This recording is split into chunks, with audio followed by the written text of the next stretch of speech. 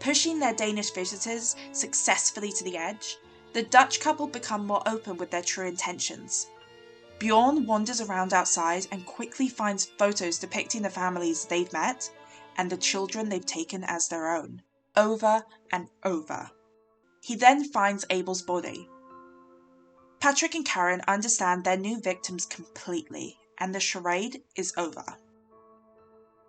Still, Bjorn tries to run. He wakes his family and they once again head off in the middle of the night. But he has learned nothing. Despite the horrifying circumstances he knows he's in, he doesn't tell his wife about what he's found because he does not want to upset his family or disturb their peace. This means that when Patrick shows up, Louise lets Patrick take control and believes his lies.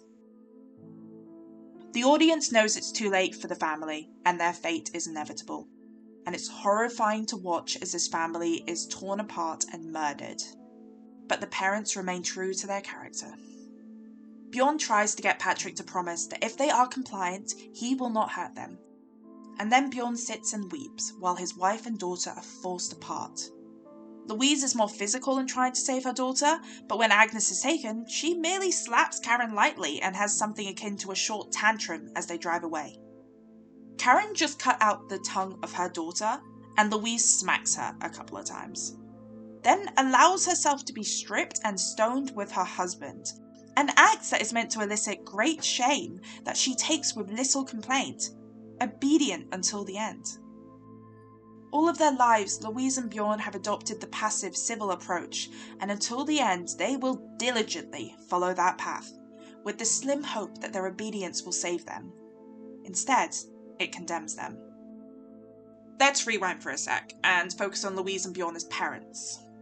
The parenting styles of the two couples are very different. Louise and Bjorn are very attached and loving to their daughter, while Patrick and Karen are harder on their son, and he seems more withdrawn and solemn than Agnes. This comes to a head when Patrick starts to yell at Abel during a fun playdance, obviously steering into abuse territory that scares the other family and culminates in Patrick throwing a mug at Abel. Louise storms outside to cry in frustration when Patrick and Karen ignore them and keep abusing Abel. When she didn't want Agnes to see her upset, I thought it was because she didn't want to worry or upset her daughter any further. However, Louise yells at Agnes to leave, so it seems she's more determined to keep playing pretend and not let Agnes realise anything is actually wrong. Again, Louise insists on keeping the peace and civility. This is also a teaching moment for Agnes, as she sees her mother accept what is happening to Abel and walk away from the situation instead of continuing to confront it. Walking away from confrontations is not necessarily a bad thing, but it is a running theme for this family in all situations. So when the next scene starts and the family have not even left, it's less worrying for Agnes when she saw her mother shrug off what happened as no big deal. So she would be willing to do the same. Louise is teaching Agnes to adopt the same lifestyle Louise and Bjorn resent. They are also coddling her to her detriment, as she is around 10 years old and still sleeps with her parents nightly and has a toy rabbit she brings everywhere. Again, this isn't necessarily a bad thing, but I think it's important to point out how sheltered they try to keep their child. This sheltered privilege allows Patrick and Karen to slowly and successfully insert themselves into Agnes's life as substitute parental figures.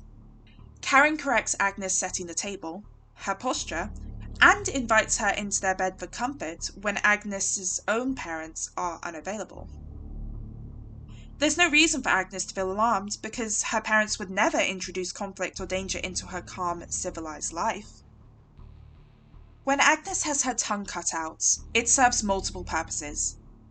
The most obvious one is that she will not be able to communicate as easily with others when she becomes the next fake child, thereby stopping her from speaking of any evil. It also acts as a punishment. She is paying for the sins of her parents in not preventing this from happening. And it is a reminder of the English proverb that children must be seen and not heard.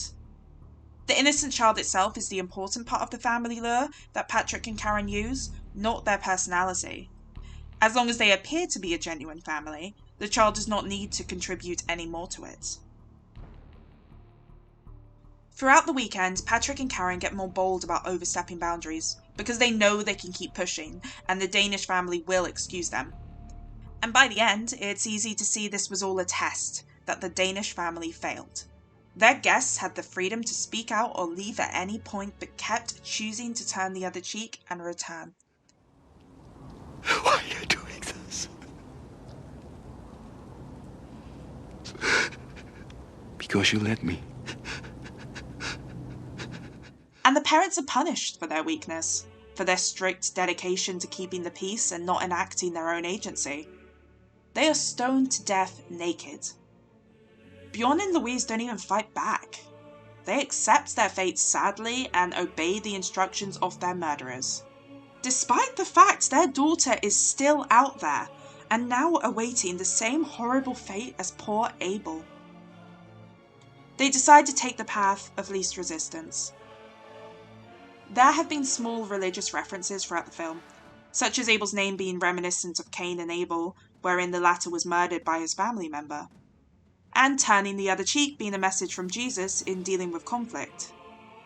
Then the couple are stoned to death, typically a biblical punishment for sin, and it is a slow, torturous death.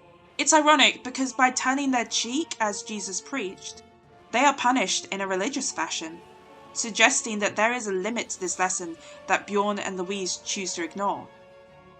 These religious references could also be read as criticism to the Christian lifestyle. Bjorn and Louise are obedient and forgiving to their insensitive and cruel hosts, and therefore are taken advantage of repeatedly. By remaining obedient and meek, they wander further into a situation with deadly consequences. Perhaps they accept their fate so that they may escape to heaven and be rewarded for their good intentions, leaving the world and their daughter behind to deal with these evils alone. After finishing the punishment, Patrick and Karen do not look gleeful, but instead are pensive and silent as they look upon their victims. They seem disappointed in the couple. The film ends with Patrick and Karen heading to their next holiday destination, with Agnes in place as their new child, the cycle set to repeat. There is nothing inherently sinister about the setting of Speak No Evil.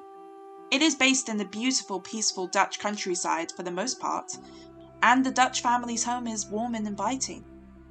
Their phones are not cut off, and there are no mysterious, scary shadows lurking around corners.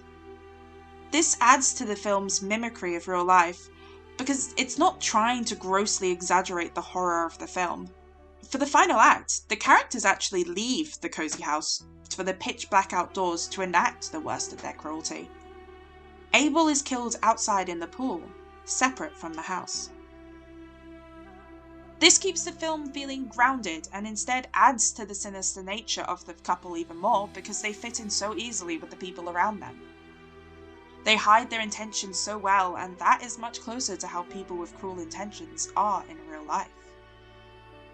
The characters of Bjorn and Louise are fleshed out brilliantly. The audience understands their character flaws from the moment they arrive on screen. Bjorn gives up his daughter's seat to a stranger just to be polite and avoid potential conflict, no matter how small, so he can get back to his book. Then there are moments that make the audience want to yell in exasperation, such as Agnes finding the bunny after Bjorn has gone back to the house to find it. A crucial moment that ends up sealing their fate when they stay. Or Louise forgiving them sleeping naked in bed with her daughter because she's ashamed that her intimacy with Bjorn meant Agnes ended up in there. These are flawed but real characters. In fact, their manners and pardons for their host's behaviour are rooted in reality. The film just pushes the characters further than most people would, which is why the horror genre turn of the final act really works. The audience wants Bjorn and Louise to learn and grow, because they're not bad people, and their intentions are good. However, even until the end, they are true to their character and accept their punishment with little fight, determined to turn the other cheek and speak no evil, even if it allows the evil to continue without them.